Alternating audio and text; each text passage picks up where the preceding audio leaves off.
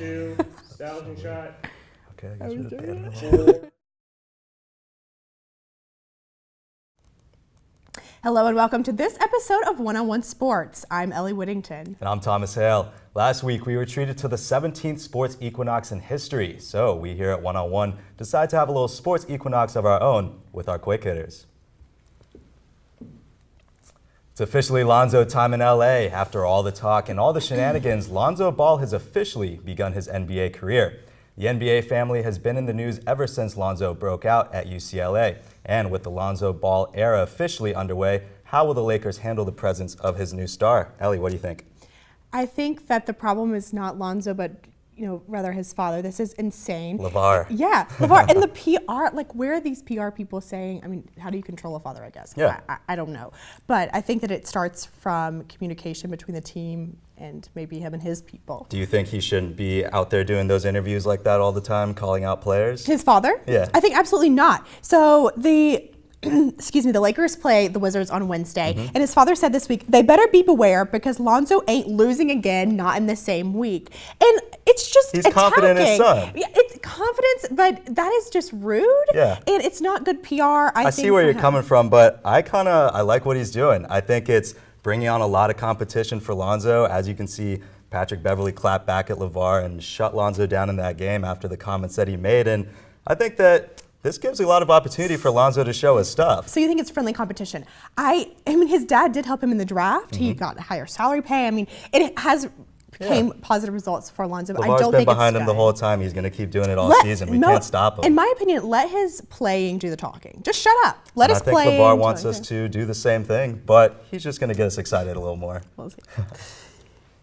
NHL teams are traveling to a new city this season. The Las Vegas Golden Knights are in their inaugural season and off to a fascinating start.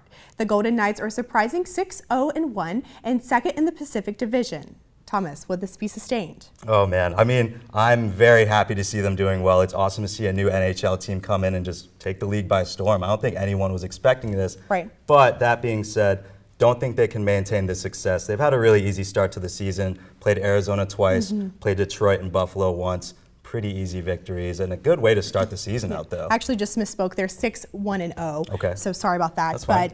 But I think that it's impressive for this team, this an expansion team, because no expansion team has played this well ever. Right. And I think that it is going to kind of be sustained because this team is not one that just kind of started up with a little bit of money, decided to expand. They put $500 million to start this franchise. They in were Las definitely Vegas. primed and ready to go. They've got in guys like James Neal, Yes. Marc-Andre Fleury, great veterans that you can bring in to hold down your team and show the young guys how it works. I think that they have these players that can put the putt in the net, the puck in the net, and that they're scoring, they're playing well. Are they going to continue to win at this amount? I'm not sure, but I think that the success is going to be sustained. And what a great time for Las Vegas. They need this. They need this team to build them up. Also, there was 14,000 season ticket plans sold prior to this. And I don't know how much you are into business of sport, but that's a lot of people that are saying, especially for a hockey team in Vegas. Yeah, I'm going to support this team where there's not even any ice naturally in Vegas right now. You know what I'm saying? It's going to be a long season. So it's going to be a long season, but a good one. Yeah, absolutely.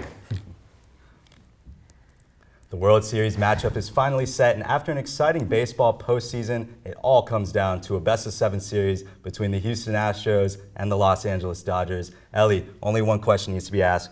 Who's winning this thing? Dodgers. Dodgers. Yeah, I'm very passionate about the World my Series and about goodness. baseball. All right, why the Dodgers? Let's hear it. I think that the Astros and the Dodgers had a wonderful run in both, but the Dodgers have the best record in baseball in regular season. And going back to where I said that last year with the Cubs, they had the best record in baseball, ended up winning the World Series.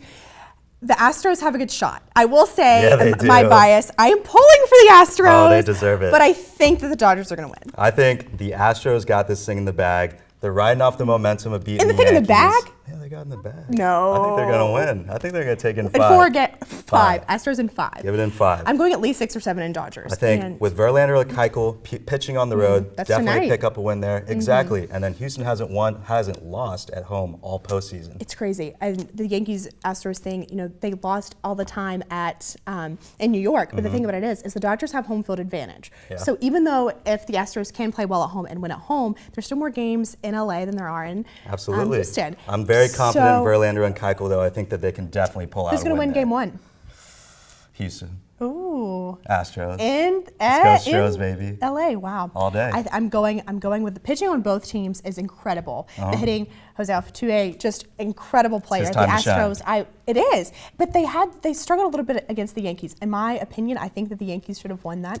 Gonna be a fun one to watch. Great season for the Yankees, but it's going to be a fun one, and the Dodgers are going to win. All right. Finally, the NFL may have found its new star. Kansas City Chiefs running back Kareem Hunt made history last week when he became the first player ever to have 100-plus yards in his first 7 games.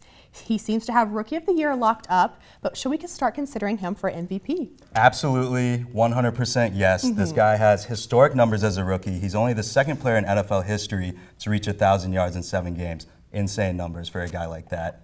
I think statistics say so themselves, and I would agree with you on this, Thomas, that if the kid does not win Rookie of the Year, there is something wrong. Something wrong for sure. And I hate to say we have it locked up, but I think he does. And why shouldn't he? As far as the MVP race goes, I mean, with the amount of injuries that's been happening this season, a lot of the other candidates are out. Like a lot of the big names, Odell Beckham Jr., Aaron Rodgers, even his teammate Alex Smith were considered for MVP. But now really the only guys that I can see, Kareem Hunt, Carson Wentz, Tom Brady.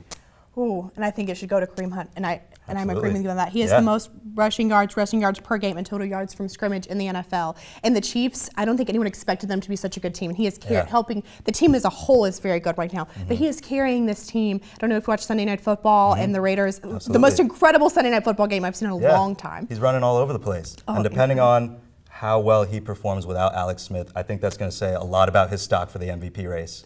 I agree. Yeah. I hope he wins both. So I do too. It'd be really interesting to see. But that's all from us. Don't go anywhere because I'll be joined by our college football experts next to break down what's going on in the top 25.